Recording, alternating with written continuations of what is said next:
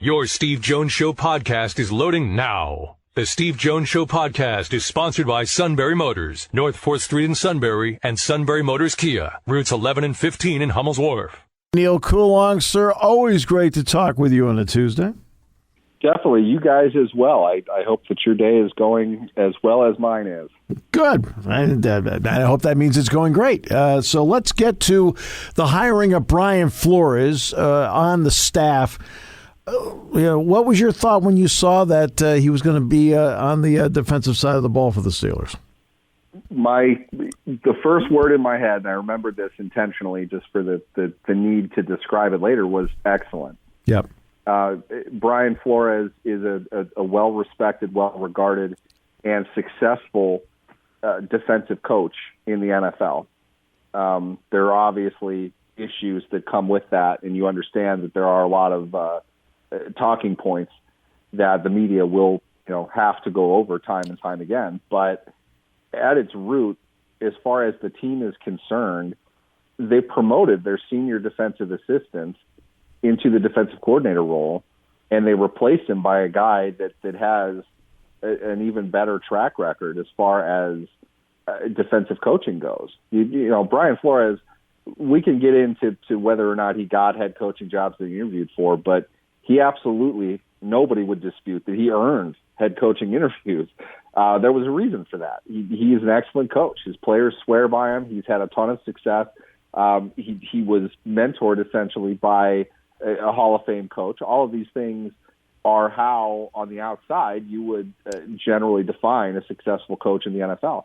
For the fact that he did all of that by age 40, it shows he's a riser, and he's got more growth to do. And I think, being able to collaborate with Mike Tomlin, with Terrell Austin, other defensive coaches that they have, everybody is going to improve because of that. And frankly, if we want to be really specific about it, if the lawsuit issue was not a part of it, what we would be saying most of all is the Steelers have probably never needed a strong linebackers coach right now, the way that they do right now in the history of their franchise. Their inside linebackers were terrible last season. There's really no other way to describe that. Their outside linebackers have played really well, but as a defense, they were so bad up the middle.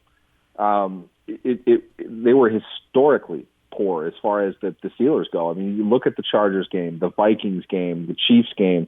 They were moved constantly. They need a change in personnel, and they needed a change of message. And I think Keith Butler retired. I don't think that they fired him or anything. I think he legitimately just was done. Wanted to end his career at that point. But the addition of Brian Flores, I think, brings a different message.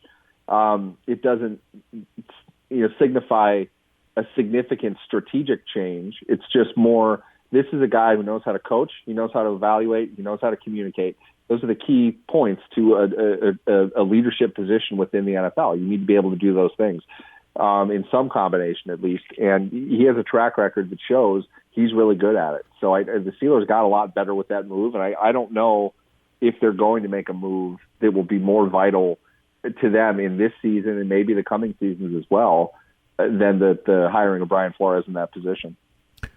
From 30,000 feet, I was stunned that he was let go by the Dolphins. I didn't think he deserved it at all. Said it the day it happened. The lawsuit is his business. I thought the Steelers hiring, and since he's not a head coach, to me, I thought the hiring was based completely on merit, and the Steelers are better off for having him. Yeah, I mean, in the end, you look at it just in simple terms. The Steelers weren't looking to hire a head coach. Right. That's the crux of the issue. All they did was hire what could be very easily argued the most qualified assistant coach on the market. Yeah. I never had the sense that, and a lot of this comes, let's be real, a lot of this comes from the idea that Colin Kaepernick never got back into the NFL. Mm-hmm. And then all of that stuff came down as far as him being blackballed, held out of the NFL. Everybody automatically assumed that was what was going to happen to Brian Flores. To me, it was always like, well, does Flores want to coach? He's 40 years old. Yeah. It's his lawsuit has nothing to do with him being a position coach. Right. And, if you don't get hired for if you're a coordinator who gets, released from a team, you don't get another coordinator job. Right. Usually they are position coach, or they are a specific element coach, not a coordinator. That's the opportunity that Flores had in front of him. I don't see how that changes anything to do with his lawsuit at all. His lawsuit literally is about not being hired as a head coach. He wasn't hired as a head coach. Right. That will take care of itself. It's something that's outside of, frankly, let's put it this way, Steve. If you want to break down the NFL into 32 components, which is what it truly is. Right. I understand that he's suing the league, but the league doesn't hire the head coaches. The individual teams do. That's right. The league oversees that, and they are ultimately culpable for it, and we'll figure out how far this case gets. The reality is, if you want to talk about one team in the NFL that is absolutely not a part of all of the stuff that Brian Flores is talking about, exactly, it's the Pittsburgh Steelers. Yep. They have not been in the market to hire a head coach. The one time they did, at the beginning of this is the franchise the rule is named after, essentially. Yep. At the beginning of that rule, they hired a black head coach. They haven't had to hire a coach since then. If anybody is not subject to what Flores is talking about, the spirit of his lawsuit, it's the Steelers. That's right. So, frankly, if there was a team he's going to work for, it'd probably be the Steelers if you look at it logically. So, to me, it has nothing to do with it. And I think Mike Tomlin, Kevin Colbert said it yesterday, too. They're both being truthful and honest. It has nothing to do with that. That's its own thing. The Steelers are the one team that don't have to concern themselves with being a part of that through practice, or you can't accuse them of anything just because they're an NFL team. It's not the same thing. Right. Well, they needed a linebacker coach, and they went out and got a really, really good one. Next is the Mason Rudolph story. Okay. So is part of the statement about Rudolph, can it possibly be that at the moment he's the, quote, most qualified guy on the current roster? Yes, but he's the only guy on the roster, so I think that plays a big part in it. So that makes him the least qualified as well? Exactly. He's the best and the worst option at the same time. And to be honest with you, it might be true when you bring in two other quarterbacks. Yeah, right. Look, what you see is what you get with Mason Rudolph. I don't think you can put a lipstick on a pig and call it something else. I know. In my opinion, he is a below-average quarterback. He's not an NFL starter. I think the Steelers are aware of that to the extent that they didn't foresee the market being right to get a better quarterback this year. I know that seems weird, but sometimes you have to kind of look at the bigger picture. They have other moves that they need to make. Maybe it was something what they're saying by giving Rudolph a one-year extension last year. The idea was, keep in mind, it was right before the draft. We spoke about this last year. The timing of that is really, really interesting because the Steelers don't do that. What they're saying, in my opinion, is we have completed our absolute total draft breakdown of everything we're going to see this year, and we are not going to take a quarterback. We don't want to be hung in the lurch next year without a quarterback. Right. So let's give Rudolph a really low deal, give him some money now so he'll sign it, and then we have a quarterback for next year, and we'll figure out that part of it next year. Full out assault on scouting every quarterback in the country, which is what they did. Right. If you look at it, you heard one of them at basically every game where a named quarterback was playing this year. They watched, they evaluated. If they still see that any one of those quarterbacks is not worth any of their draft picks, you kind of have your answer. But I have a real tough time believing, because they're not going to sign Rudolph to another one-year extension in April again. I think that what it really suggests is that they're open to the idea of a quarterback, but at the same time, I do believe Kevin Colbert when he says, essentially, he's good at kind of dancing around what he really wants to say about something. I think if you read between the lines, what they're saying is, let's see what happens when we're on the clock at 20. We're not going to trade up. Right. Because, frankly, they have way too many holes. They don't have the assets to give. I mean, I might argue something different to that, but what they're saying is a rookie now is not helping us now or maybe not even next year with what we see right now. So drafting a project quarterback, giving up extra assets to do that, solves a problem that we can solve next year through similar means at a lot less of a cost. So I think that's probably more a Steelers mentality. It isn't to say that if Malik Willis somehow fell to 20, they wouldn't be really tempted to take him. He's an excellent prospect. It'd be great value at that spot. It's also why I think he's probably going to go in the top 10, and that's probably too far up for the Steelers to jump, knowing the constraints they have on their roster. They have a lot of holes they have to fill. They have starters that they need. But I'll say this, quarterback aside, they're not going to go out and sign a quarterback in free agency. They're not going to trade for a veteran quarterback.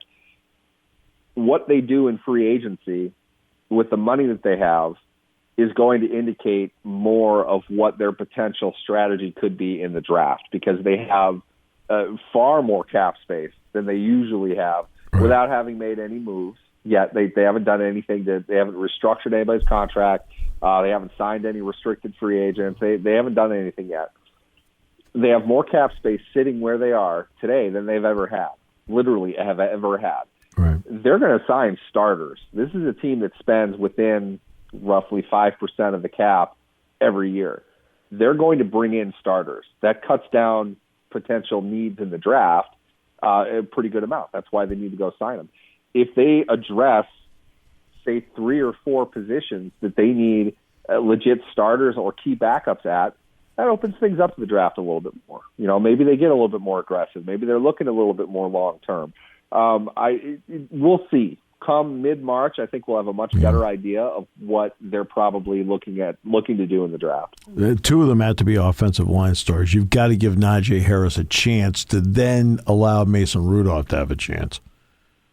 Yeah, I would agree with that. At the very least, I would say one of them for sure. I'm not hearing this. I'm not reporting it. I think the combination of skill and ability, of status and of team need, Brandon Scherf is a pretty solid guy for the Steelers to be looking at right now. Sure is. And he's a top of market guard. Yep, no doubt. It'll be the biggest contract they've ever given to an offensive lineman. That's what it's going to take for them to get him. But they need a right guard. They don't have a right guard right now. They're not going to bring Trey Turner back again. My opinion, a large part of the issues that you had at center was a lack of cohesion as well as a lack of NFL experience coming from your right guard and your left guard to your center. Right. And I think the left guard kicked over to the left tackle as well. They drug each other down. Yep. Those are issues that are going to improve the more time that they get. And it was largely unavoidable. Dan Moore was not starting at left tackle by choice. It was an injury situation that they clearly did not want to have. Otherwise, they wouldn't have given Zach Banner an extension. It's not the lineup that they wanted to have, but it's the lineup that they had to use. You need a veteran to come in to help bolster your center, and you need that veteran to be a guy that has more than 1 year in his contract. They cannot draft a right guard to start this year. That's not going to help them, in my opinion. You have the money to spend. They owe it to the team to bring in a high-level guy. I think that's Scherf. I think he's a player that fits in well with what I would think they'd want to do, which is probably more of their gap and inside zone schemes, which they've done with lesser experienced players. You could probably see them doing that same thing again. But for me, I think they're going to sign a big-ticket free agent. I think they're going to bring in probably 2 or 3 other key players, if not starters, along with that to try to bolster what's a very thin roster right now. After all these years of Ben, then of course Terry Bradshaw before that, it's not like the Steelers haven't gone through the Bubby Brister, Tommy Maddox, Neal O'Donnell, that period of time. How anxious do you think the Steeler fan base is to attach itself to a new name at quarterback?